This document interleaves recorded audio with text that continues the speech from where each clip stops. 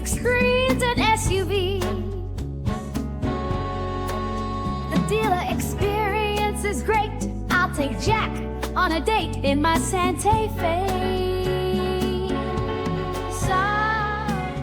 The brand new Hyundai Santa Fe. And one thing's consistent with Hyundai is they constantly reinvent every model. They don't really have a heritage moniker, something like Toyota and Honda do with CR-Vs or Camrys. They take the badge and they put it on an all-new product or a reskin product, and they are masters at it. And one of the things that is critical for this is continually delivering new features and the things that real people want in their SUVs and CUVs. This is no different. And what they've done here mostly, compared to some of their other trims, is changed the cargo capacity.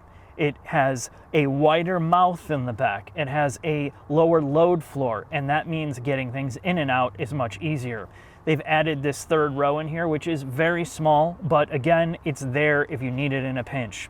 But the big highlight of this, and I'm not really going to talk about the outside too much because it's typical Hyundai and Kia stuff. There's an element of copy and pasting, and then of course some of their originality by hiding a bunch of H's all over the place, and then the Crow Mag look in the back. It's not the most pretty looking vehicle, namely in this color. It reminds me of the days of the Pontiac Transport and Montana and all the Chevy minivans. It's really awkward looking, but I think some people will like it because it's different. But you're not buying it because of that. You're buying it because what it can do on the inside for you. And this is where this thing is a massive standout. We're in the calligraphy, which is the top trim level. So you can buy in at a front wheel drive version of this for around $33,000. And it maxes out about $45,000. And that is a great spread. The inside, at least on this calligraphy, is very, very impressive. I hate to use that word, but they've blended all of the right things. Like the upper door panel or the upper trim on the door looks almost like a leather surface, but it's so well done you can't tell that it's like fake stitching. You have the simulated wood grain. You have really good feeling like door rest. The high touch point areas are super soft. The leather feels good. And the door panel design is great for fitting things. The inside part, you have storage space in the center console here to put things underneath with your traditional 12-volt plugs. You have USB-C. You have NFC for your phone if you want to unlock the car with your phone instead of having a key. You have a UVC box, which is ultraviolet C, to sterilize some of your electronics or your baby toys or spoons or whatever it gets dropped on the floor. They have a box up here, you can put it in, set the button, it sanitizes. But UVC, because it hasn't been studied for sterilizing a bunch of stuff, don't put your very precious items in there because it may essentially crack plastics or discolor them over time if you use it a lot, so be aware of that. All the other things of this car are excellently done. You have physical controls in almost every single place that you want them. For HVAC, your infotainment, your steering wheel controls, everything feels really solid and clicky. This is not an interior space you're going to fight with. Including the infotainment and the gauge cluster now, it feels far better integrated in the dash than before. It's less of an afterthought. And the infotainment has been updated here, where you get Android Auto and Apple CarPlay wireless. And it works great. The usability of the infotainment system is much better than it used to be. It feels far less generic. And again, there's little thoughts to having dual wireless chargers. Your armrest opens in the front and the back with great storage. Again, clickiness in terms of usability. The back seats on the calligraphy, you get captain's chairs only, which is a blessing and a curse because you get the combination motorized and electronic, and it's really slow to recline and move it forward and back when you're getting in the back seat, but there is the center pass-through. I would probably think for most families you're just going to get the traditional bench seat. It's going to be easy to maneuver around. The back seat is claustrophobic. Jack was back there and he can barely fit, but the second row is very comfortable. And the space in the back, again, loading things in and out of here is super easy. But I'm going to leave it at that. This is a really, really great interior space for the price point. Maxed out again at $45,000. You can really appreciate what they did here. We're going to take this in the shop and talk about some of the technical stuff. Mark, when I was back in school working away on my engineering degree, they're like, Jack, would you have ever guessed that you'd be underneath a Korean CUV built in Alabama with a bald man who hates his life? And I'd be like, no, but it sounds like I will have made it while I was in my late 20s. That's what's happened. We're underneath the brand new Hyundai or Hyundai or however I'm supposed to pronounce it, Santa Fe or Santa Fe. This comes two ways in the United States.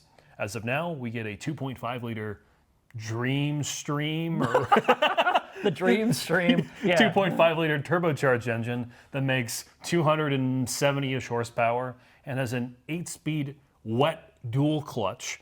And we also later in 2024 are getting the hybrid 1.6 liter. This thing is tough. This generation, they tried to bring it more premium. I watched and listened to all their presentations on this vehicle. They wanted to bring a lot of the luxury features that were reserved for premium cars to the masses, to all of us.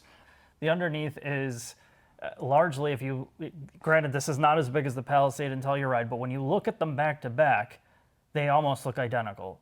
Yeah, it's on their mid-size global SUV platform. Yeah, so they're able to, that's how they're able to spin up all these different changes and all these different models so quick. They are so flexible in manufacturing to shrink them, extend them, reutilize as much as possible, and then take and add away certain things. So this has more NVH covers than they've previously used before, so that's one of the secrets to it being more quiet than the previous generation. And you might wonder, well, how the hell did they go from the previous Santa Fe to this? Well, this is what they do amazingly. This is how they're able to maintain their competitive edge in terms of pricing as well, to be able to spin these up and to change them and bring new features to market as quickly as they do. That's the beauty of this. So the bottom trim level, essentially all of them get optional all-wheel drive. It's a front-wheel drive architecture with the exception of the XRT off-roader, which comes by default. Is it not the TRT? No, it's the XRT. I like the radio station. That comes with default all-wheel drive. It's an on-demand system. And the other part about this, which is good, is it can go 100% front-wheel drive when it needs to on the highway it's for got a efficiency. clutch that disconnects. Yep. And then 50% of the torque maximum, even in your all-wheel drive trim, will get sent to the back. It's strut front, multi-link rear. And the joy of Hyundai, other than the price, is obviously everything's vertically integrated and you have an incredible warranty, which hopefully you won't need, maybe. Well, after 10 years, you get rid of it and get a brand new one, Jack. So let's get this out on the road and see how, if it's been improved from the previous generation. I can't wait. Time to take a ride in my Hyundai Sante Fe. The Lord has delivered upon you another SUV, Jack. You mean CUV, Mark? Whatever it is, it's ready to roll. Did Albert Bierman breathe breath into this 8-speed wet clutch? Dude, that guy's been gone for 10 years They already. still bring him up. No, they don't. Not for this. Let's talk about the benefits of this Santa Fe versus the previous generation, Jack. As you and I have constantly complained about Hyundai and Kia, they focus on one thing, typically value and the wow factor of all of the style and interior, and they leave behind the driving character, any driving dynamics. It's a go straight, comfortable couch of a ride of a vehicle, at least in their SUVs. So in this, so now we don't have like a V6, it's a 2.5 liter turbo across the board, other than the initial horrible turbo Also get the lag hybrid. and the hybrid, which is not out yet. Well, Not at this time. At this time. Other than the turbo lag off the line, it's really slow to get off the line, and the start-stop is rough. So if you come from a stop, the start-stop is definitely, even makes that lag worse. Other than that, this is a very quick vehicle for its size and girth. The other thing is the dynamics, although the steering feels very kind of off-center, a little slow, a little disconnected, the stability control system programming of this is far less invasive of the previous vehicles we drove. It doesn't. Like the old Sorento. Yes. It doesn't turn the power off as much on you. It feels like it wants to go when you push it. Smooth power delivery. It pulls really hard. Obviously, you're not driving it like that all the time. But if you need to get on an on-ramp or need to Yes. merge. It's far more, I would say, far more composed, even for its weight. It seems to hold its steady state cornering better. It doesn't flop around as much and just terminally understeer. It feels like they put more time in the dynamics of driving this, along with retaining the fact that it drives great in a straight line. This is a very, very comfortable SUV, and granted we're in the top trim level, but this thing really does a great job in all of the inputs, all of the electronics. The drivability is now much better, and it's quieter. I think that's what's really surprised me. Let's be clear. In the past, we didn't tell people to buy Hyundai products, particularly when they or regular non-end products because the dynamics are crap. Our excuses for the reasons not to buy this car are now gone. This is now a very competitive driving, mid-sized SUV. It does everything well, it has a great interior space, it's well priced, it makes good power. I imagine the hybrid will get good fuel efficiency. This gets combined, let's say around, in our testing, high teens. Does everything you want a 3 or 2-row SUV to do in this class. It's a really good car. I think they finally sorted out the all-wheel drive system too for their SUVs. You know, typically what would happen is it would just understeer all the time. Send power to the back. And now it's actually, you go through a corner and it's sending power to the back and balancing out the vehicle without trying to control everything through the stability control and traction control system. And it's a much better driving vehicle for that.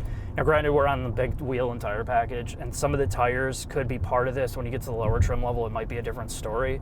But again, power delivery is really good on road when you're rolling. Quiet, rides well. The transmission logic is pretty damn good. I mean, this is a really enjoyable family hauler. Yeah, I mean, cons. You know, I got to bring this out to balance it in some way. Fuel efficiency is not great, but to be fair, it is a basically 3-row SUV.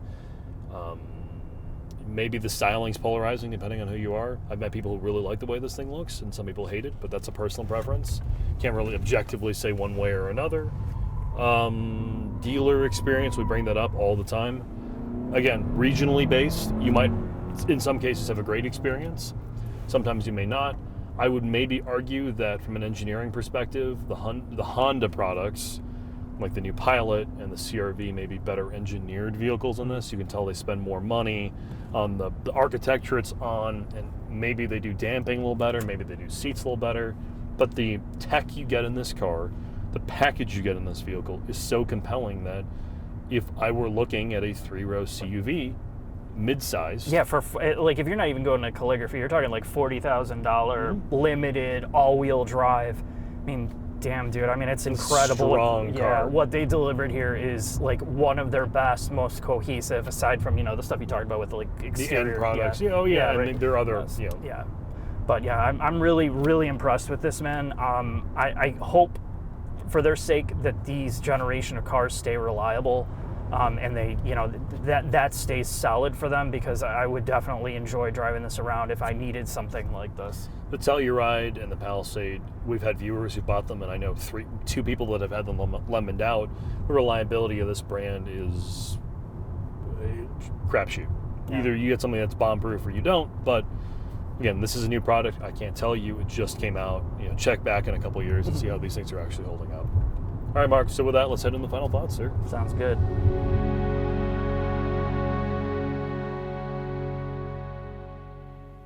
I think we've been finally transformed. The new Hyundai Sante Fe, despite it having some of the traditional Hyundai and Kia problems, has basically eliminated some of our prime concerns or complaints about this thing. It's got an interesting exterior, whether you like it or not, that's up to you. The interior space is incredible in terms of technology functionality, usability, storage. You know, there's some things with the captain's chairs that make it more difficult to use, but you know, you're splitting hairs. There's great usability on the interior. It's quiet, it's comfortable, the seats are good, the adjustability is good, the audio system is decent, and now when you drive it, you don't feel like you want to go to sleep. Like, you can turn the wheel without the thing feeling like it wants to tip over. The stability control's kicking in. So whether you want to drive it slow and you just want to keep your family calm and quiet, it can do that. If you actually are going through the mountains or the canyons, you have to drive this thing more aggressively. Now it's not a disaster. And I think they've combined it all together for a price point between $35 and like $45. Man, it's incredible what they did here. So hats off to them. Thanks for watching. I'll see you next video. Heading to the dealership for great experiences.